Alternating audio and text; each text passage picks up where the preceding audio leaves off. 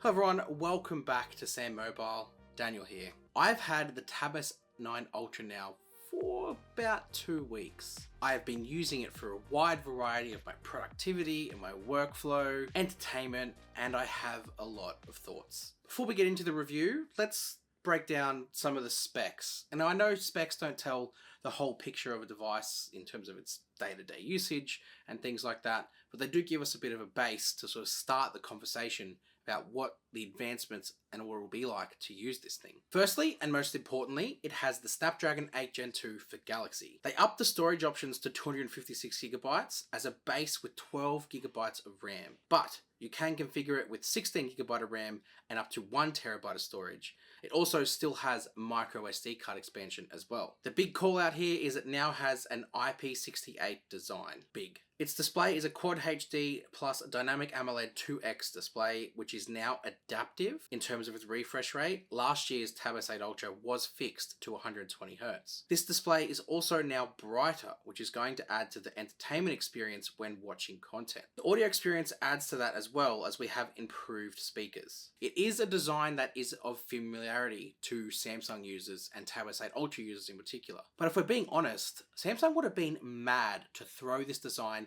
out the window and start again. It is still impossibly thin for the technology it has, and with all its spec improvements, it hasn't gained any weight. It's incredible holding this thing in the flesh. They did change the design language of the camera housing and the S Pen area to match the S23 series a bit more universally. Samsung seem to have settled into this design language now, and you know that this is a Galaxy product. What's new also is the S Pen can also now charge in both orientations. Neat. With the hardware out of the way, let's break it down as to what it is actually like to use this thing. From a performance standpoint, it lives up to its Ultra name in every sense of the word. The Snapdragon 8 Gen 2 for Galaxy truly enables some impressive performance. I have a YouTube channel of my own, and I've decided to start using this to edit some short form content, which I'm trying to start getting out. I'll get into its LumaFusion inclusion a little bit later, but using LumaFusion, it flies through exports and is nearly twice as fast as exporting as the Tab S8 Ultra.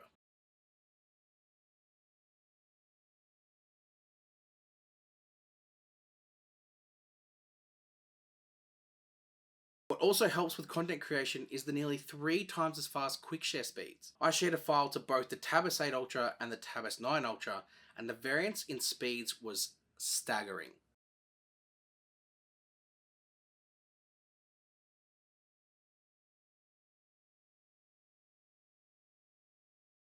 Other subtle performance improvements come in the slightly quicker way it now opens decks and closes decks. That isn't huge, but if you are in a hurry, time to access files and integrate workflows can actually make the difference, because let's face it, when you're working and being productive, time is money. What I've also noticed is that despite it not having yet learnt my usage patterns, its battery is substantially improved over the Tab S8 Ultra. I ran a test.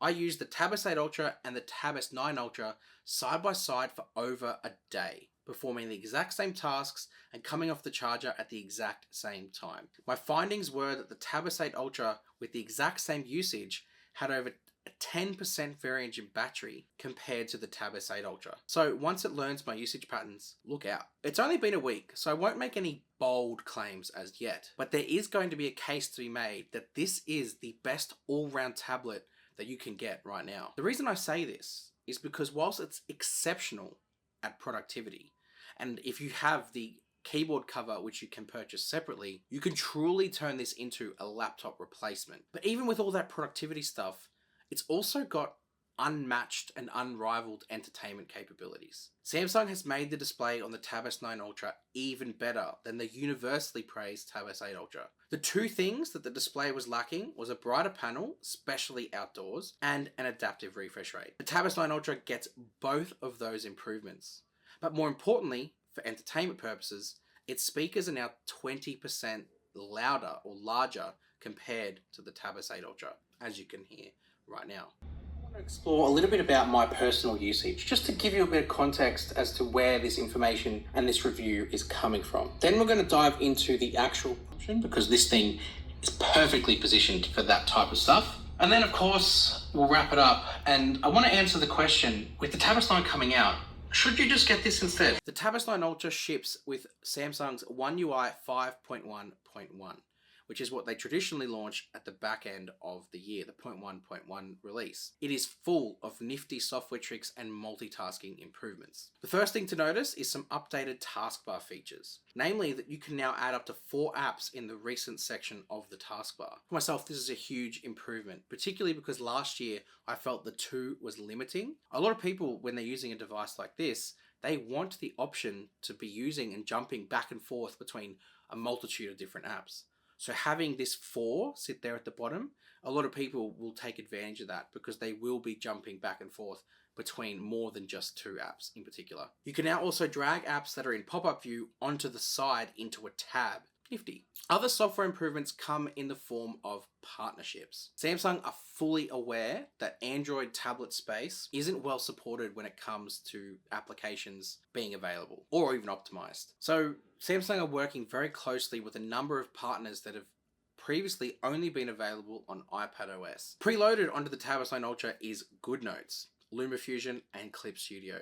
Both Clip Studio and LumaFusion were available on the Tab S8 Ultra, but there are now some freebies to take advantage of here with the Tab S9. As stated earlier, I have used LumaFusion and I found it to be a very capable editor on the go, especially using the keyboard and trackpad on the Tab 2.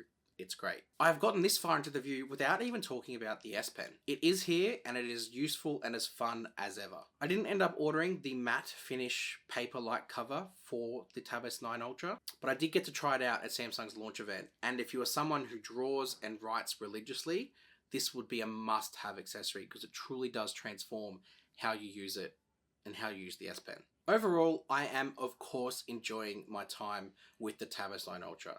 As time goes on, I'm sure I'll develop more thoughts and understand more nuances about how I can get the most out of this machine that is a beast. The thing is, it hasn't really changed my usage behavior compared to the Tab S8 Ultra that came before it. But what I am appreciating is the subtle variances in performance improvements, particularly battery life, and I will absolutely be taking advantage of the enhanced speed and efficiency that this new 8 Gen 2 for Galaxy is going to afford me. I also am digging this beige color. For too long, Samsung's tablets have been kind of boring when it came to colors.